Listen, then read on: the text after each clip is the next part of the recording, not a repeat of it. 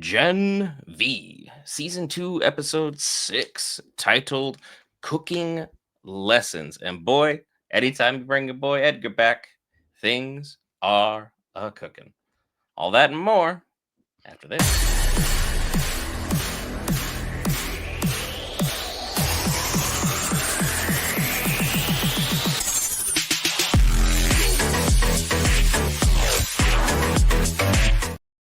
All right, guys, we're here back for Geek. Variants cover all things, basically everything geek. And in this episode, which I feel like every week we say it's the best episode each and every week, but that's exactly how you want to build the show. This one was the best by far. I think the action was probably less than last week, but the story in which they told this week, boy, were we hitting on some huge pieces of information, and some of our theories kind of got shot out of the air. But, you know, let's talk about it. Your thoughts on this episode?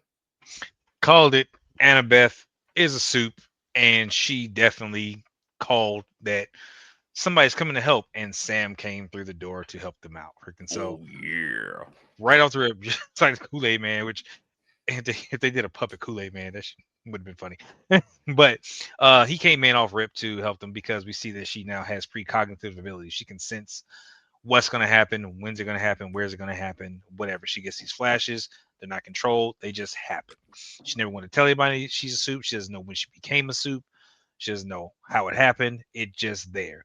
And she is still having issues with Marie, rightfully so, because Marie did take out, their parents and stuff. But again, she's not, and again, like most people who are super irrational, they're in a point because they're emotional, so that she's not listening to what's going on. That it was a project, and you figure that learning more of the information and knowing why stuff happened, so with that, maybe Maria gets some reprieve with her sister, but it doesn't necessarily seem that way right now. And with that being said, they literally were managed to basically within the first 5 minutes of the episode make an escape, get somewhere new, start trying to put on some new clothes, and figure out what their plan is going forward, which they did not have. So they were kind of No. sitting in a library trying to figure it out, read a book. No, and you brought up a very astute point during our live watch, which thank you for those who do check those. We do lives of each and every episode if you want to watch along with us to kind of skip the review, so to speak. But at the same time, the parents are really to blame here because who would think, shoving a blue substance into our child is going to impact their lives for the positive? And we see that we ended up with these two, Marie, being a bloodbender, and then we have now Annabelle, who's got semi-accurate psychic powers as she lists it. She's like, sometimes I'm right, sometimes I'm not. That doesn't sound very useful as far as psychics go. It's either you're all right or you're all wrong. Playing in this 50-50 game is not really ideal, but luckily for this instance, she was able to break us out and we were able to find a new place to hang out, which happened to be a library that had been abandoned, so to speak, and apparently was completely off the radar. So, of course, everyone just kind of separates and we start having some heart to heart talks, which go just about as well as it should have, considering the animosity and, well, not to put a pun on it, bad blood that we have between our family members. We try and be like, well, I'm here for you, everything's going to be great, everything's going to be all lovey and peachy. Is like, no, it's not. You literally removed our parents from existence. Things are a little awkward. I don't want to be around you, and the rest of everybody here is kind of a freak. I don't think this is going to pan out very well. And speaking of our resident freaks, we have Puppet Master himself, Sam, hanging out with his ex, and things are kind of going well for them. So they decide to reach out and try and get back in touch with our girls' secret society group and one and only Polarity. And I'll let you talk about Polarity's fun little interaction. Well, that doesn't go according to plan because you got to remember, like everything they're using is Vault OS and all this stuff. And Cypher is a planner. He is a manipulator. He is waiting for that call, and he knows that it's coming to Polarity. Because look, Polarity joined at the same time they came back. There's a lot of things that are really suspicious. Again, they were caught inside the house snooping around. Polarity was asking questions. They were in the archives. Like we know what's happening. So of course, first person he goes to is Polarity, and he proceeds to use Polarity to get all the information that's coming his way. Because I think Harper, got the message from Emma and then relayed it to Polarity, and Polarity accepted the call while Cypher was in control, more or less, and got all the information, and they were able to say, "All right, cool, we know where they are. let's make something happen and get this show on the road. And Polarity is still being manipulated and utilized because, again, he's having his seizures, and he brings up his son, and it's like his were closer together and more fractured and more damaged because he's utilizing his powers a whole lot more, while yours aren't as close together. Maybe I can fix you if you help me. But all that's a ruse because it's like I'm gonna make you help me regardless. I don't care what happens to you. Like you're a problem. The And trust. I'm hurting you. So it's like whatever he's gonna do with Polarity is up in the air as far as how he's feeling that day. And that's where we get their relationship is I I don't like you, I don't like you, what am I going to do with you? While we got on the other end, we got Jordan and Marie who are I like you, but I don't like you because you're starting to be what I don't like because you're using your powers in a way that is freaking me out. So Jordan is, you know, flipping sides, which is not uncommon for Jordan at this particular point in time. But is doing that because Jordan doesn't know how to handle this, and this is a problem. So I think Marie's slowly being singled out more and more, and she's not going to really have a team to stand on. But she keeps sacrificing herself for the team, and it's just like, what are you doing? Why? Yeah, the show continues to infuriate us on a lot of levels, but on the good level, we saw that the library got attacked by the one and only the Viking, who decides to just wreck some havoc, wreck shop, and he is putting the hands on these folks. Sam's getting beat up, Jordan's getting beat up, Marie's getting beat up. Like the list goes on, and the Viking's wrecking shop until he goes outside after he's thrown basically everybody out of there like they didn't belong in his ring, only to run into Victoria Newman's daughter, Good old who Zoe.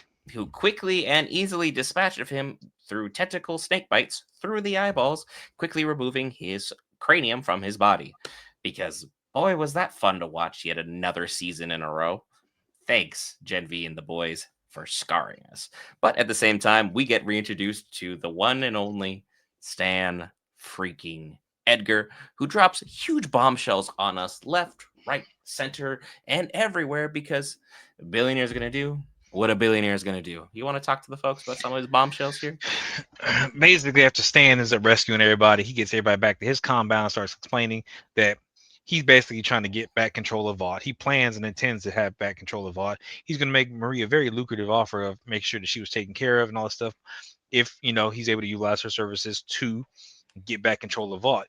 But during the course of this conversation, and everybody on kind of fractured ground, talking about who trusts who, and we find out that Homelander and Marie are similar but not the same. Let's be very clear, similar but same in terms of they were the only two to survive the Godolkin more or less program and become what they are. While Homelander started at a very young age and has a whole bunch of sociopathic issues, and so that versus Marie, who developed her powers, later on, and she had a more or less a normal upbringing up until the point where her powers kicked in.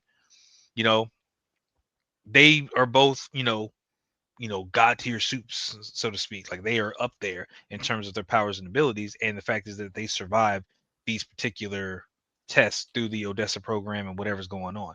So with this bombshell being dropped, Edgar also finding out that Crispy is possibly Godolkin, that news being shared. So now that changes his entire approach for what he has to do because Godolkin was in charge of the Odessa program. He's the one who created it, and Cypher has recreated all the work, which means he has probably ciphered all the information out of Godolkin to that was Brent, to get all the information that he needed to recreate the program, and that's where he was able to get Marie and get her going. And that's why he was there in the pictures. But now Edgar has to use this information to figure out what it is that they're going to do because Godolkin had an entire setup to where he wanted to control supers. He wanted to make sure that he could create the most powerful of the most powerful and then have them controlled and utilized for whatever bidding and sort of that. And Cypher is on the same kick where he wants to cull the weak, out of the herd, starting with God U, and remove 75% of the weak link, so to speak, and keep the strongest remaining, and then freaking elevate that strongest remaining to where he's in control of, I guess, you know, whoever's in charge from that point on. This has been a wild episode in terms of who's trying to do what, who wants to do what when, who's got what power, who's got all this card, that card. And we always know that Stan has got several aces up his sleeve, and I'm waiting to see what else he's got. And then, as he makes this beautiful, lucrative offer to Marie, what does Marie do now that she's got her family back? She's got a successful relationship. She's got a billionaire best friend and a bunker in which to hide out from the rest of the world until they decide to make a brilliant move. She decides to leave in the middle of the night because she is an idiot. And guess who follows her, thinking that she's going to be saved via blood magic? Kate. Because yeah, okay, we want to help you. You're so high on our priority list of people to fix and things to deal with. We really, truly don't care about you not having working powers. You can go hang out with that gnome for all we care. But at the same token, those two head off in the middle of the night to escape our billionaire bunker just because. Also, it was an elevator for one person, and we saw how long it took up forever. So the fact that Kate was able to then immediately sneak up afterwards, calling shenanigans on the writing of that just for that didn't make any actual sense. Just like Marie's decision making process made literally no sense. But hey, that's how a show must go on. We need to create more drama. We need to create more intrigue. And as if the fact that we just didn't have Thomas Godokin show up, as if we just didn't have Cypher show up, as if San Edgar did just reappear, let's just add a little bit more, shall we? Just overload the full plate that we already are dealing with. Because on top of that, don't worry, we just have a superhero mass removal to have a forced evolution of only the strong taking place shortly afterwards. Everything's just kittens and rainbows and sunshine. Everything's fine. But again, the show continues to cook, as you can clearly tell.